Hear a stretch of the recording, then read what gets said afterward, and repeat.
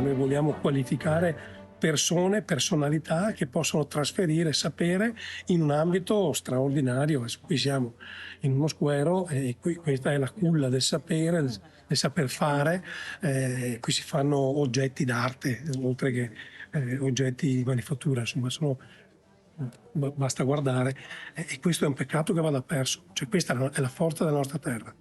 La volontà della Regione Veneto e abbiamo messo molte risorse nella legge per l'artigianato e questo è un po' il coronamento di tutto questo percorso fatto assieme agli artigiani, per gli artigiani e per la nostra economia.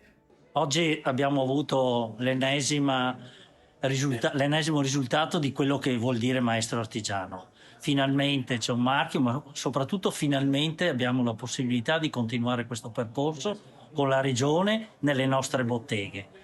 Siamo orgogliosi poi di poter dire che 6 artigiani su 10 maestri artigiani sono nostri. Quindi una Confartigianato che sa portare avanti questo valore e che lo porta ai soci nel migliore dei modi.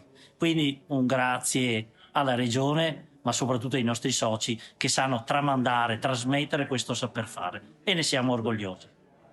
Sono molto onorato tra l'altro di essere tra i primi ai quali viene conferita questo titolo e volevo dire che noi abbiamo utilizzato subito questo titolo per inserire un ragazzo in azienda da noi che usciva da una scuola professionale e abbiamo avuto l'opportunità appunto di fargli fare un dolce scalino, chiamiamolo così, quindi di passare dalla scuola al lavoro in maniera dolce, in maniera che è qui, Andrea è con noi, in maniera che per lui fosse facile capire quali sono anche i